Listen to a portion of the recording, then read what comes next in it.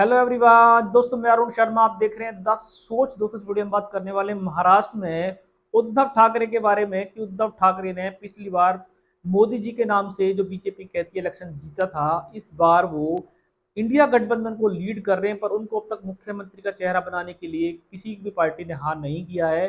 कहीं बीजेपी के साथ उनके विचार दोबारा तो नहीं मिल जाएंगे। कहीं जीत के बाद अगर बीजेपी दोबारा से 6 महीने का लॉलीपॉप उनको देती है तो क्या वो मान जाएंगे? दोस्तों, अगर आप चैनल पहली बार हैं, जुड़ सकते हैं, सारी वीडियो को देख। दोस्तों, बात करते हैं उद्धव ठाकरे के बारे में और राज ठाकरे के बारे में।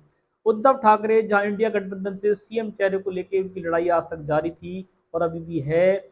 आप शरद पवार ने एक शर्त रख दी है कि वो जीत कर दिखाएं, जो अच्छी सीटें लेके आएगा उसको सीएम के लिए सोचा जा सकता है। इसी बीचों बीच देखा जाए तो राज ठाकरे जो बीजेपी पे हमला बोलते थे, बीजेपी बहुत सारे सवाल खड़े कर रहे थे, सिंध सरकार को उन्होंने बहुत लकार लगाई थी, और जैसे जैसे इलेक्शन का टाइम आ रहा है वो खुद कह रहे हैं कि उनके विचार बीजेपी से मिलते हैं।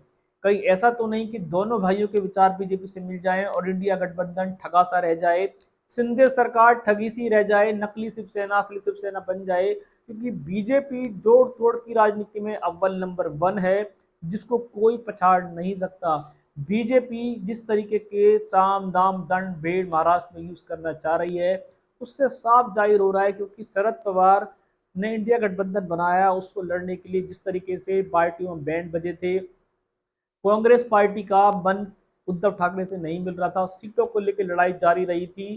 तो जिस तरीके से महाराष्ट्र में इंडिया गठबंधन को इलेक्शन लड़ना चाहिए था, वैसे तो वो नहीं लड़ रहे हैं। एक तरफी बात है, दोनों के विचार अभी तक नहीं मिले हैं, और बीजेपी की विचारधारा से उद्धव ठाकरे पहले भी मेल खाते थे, पर सीएम पद छीनने के बावजूद ये छोड़ के भग गए थे। अगर बीजेपी खटाई में पड़ती है जीत के बावजूद, तो ये निश्चित है वो ये पासा फेंकेगी उद्धव ठाकरे के सामने। और उद्धव ठाकरे सारे दुखों को भूलकर तुरंत सीएम बनना चाहते हैं, जो इंडिया गठबंधन उनको बनाने में आज तक सोच रहा है।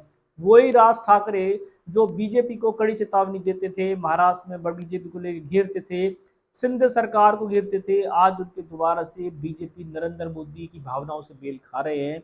तो ऐसा नजर आ रहा है कि एक भाई बीजेपी की तरफ पहले ही जाता नजर आ रहा है, दूसरा भाई सीएम पद के लिए अगर उसे खींचतान इंडिया गठबंधन में रही तो बीजेपी देवेंद्र फडणवीस को फिर बलि का बकरा बना सकती है और उनका मुख्यमंत्री वाला पद उद्धव ठाकरे को दिया जा सकता है। तो बीजेपी सरकार बनाने के लिए सारे जोड़ तोड़ अपनाएगी। इंडिया गठबंधन के पास आज तक सीएम का चेहरा नहीं है, उद्धव ठाकरे को सीएम मानने को राजी नहीं है, और उद्धव ठाकरे अभी भी चाहते हैं कि बीजेपी उनको हाथों हाथ लपक ले, क्योंकि वो महाराष्ट्र में सीएम के सबसे बड़े दावेदार अपने आप को समझते हैं।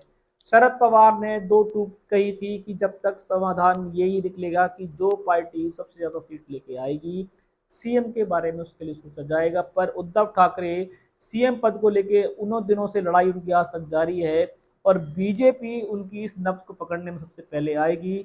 अगर बीजेपी वोट के बावजूद बीच भवन में फंसती है तो उद्धव ठाकरे और राज ठाकरे होंगे जो बीजेपी की सरकार को पार लगाने का काम करेंगे।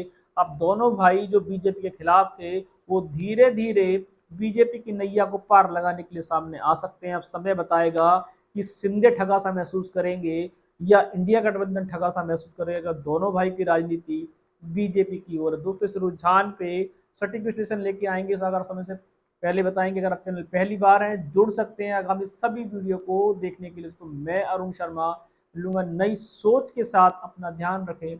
नमस्कार।